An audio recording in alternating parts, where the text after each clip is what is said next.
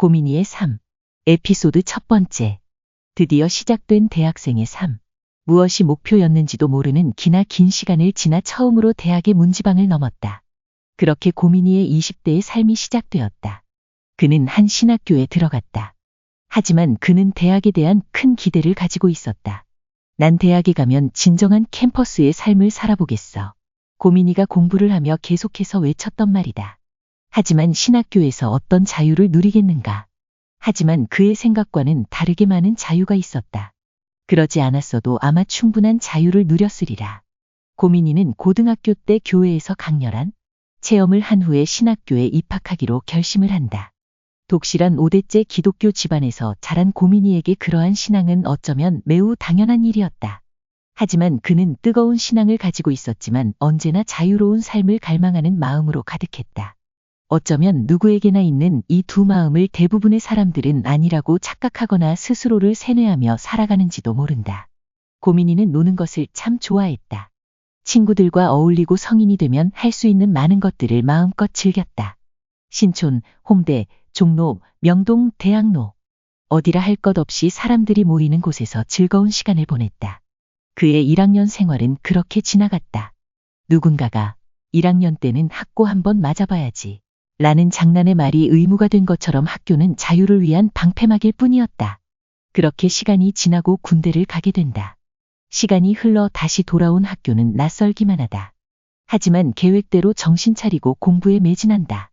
물론 체력이 좋아졌는지 나름대로 삶을 즐기며 공부 또한 밤을 새워서라도 했다.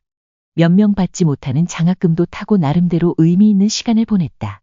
하지만 신학교의 무게가 짓누르기 시작한다. 신이 어디 있는가? 라는 질문은 지금까지 어설프게 쌓아온 고민이의 신앙을 완전히 무너뜨렸다. 누군가는 쾌락을 즐기고자 하는 사람의 핑계라고 말할지 모르지만 그렇지 않다. 어딘가에 있는 신을 찾지 못한다면 그 신앙은 의미 없는 것 아니겠는가? 어릴 적부터 익히 들어온 그 신앙이라는 것이 과연 나에게 얼마나 납득이 되고 믿어지는가? 고민이는 수많은 고민 속에 짓눌려 하루하루를 살아간다. 흔히 보는 사람들의 전혀 정의롭지 않았다. 정의를 외치는 사람들도 정작 그들의 무리에 들어가 보면 자신들의 고정된 생각을 벗어나지 못했다. 집단이 권력이 된다고 겉보기에는 정의를 외치지만 그 안에는 권력의 이데올로기가 자리 잡고 있었다. 그들도 힘이 생긴다면 별반 다를 것이 없어 보였다. 고민이는 철학 수업을 통해서 삶의 의미를 찾아가기 시작한다. 신학이 질문했던 신이 어디 있는가? 신은 어떤 존재인가? 라는 질문의 답을 철학과 신학을 통해 찾는다. 너무 많은 견해들 속에서 고민이는 이리 갔다 저리 갔다를 반복한다. 그 과정 속에 어쩔 수 없이 던짐을 받는 한 가지 물음 목회를 해야 하는가? 신앙의 충만함 속에 능력을 펼치는 다른 학생들과는 달리 고민이는 한 걸음씩 뒤로 물러나기 시작한다. 자신에게 주어진 삶을 어떻게 살아야 하는지, 자신이 누구인지도 제대로 알지 못하는데 씌어지는 감투는 말 그대로 형식적인 모습이었다. 그럼에도 고민이는 자신이 맡은 교회의 일들을 곧잘 해냈다. 때때로 인정도 받았다. 그 안에도 나름 충만한 신앙이 있었다. 다만 수많은 물음들이 존재했을 뿐.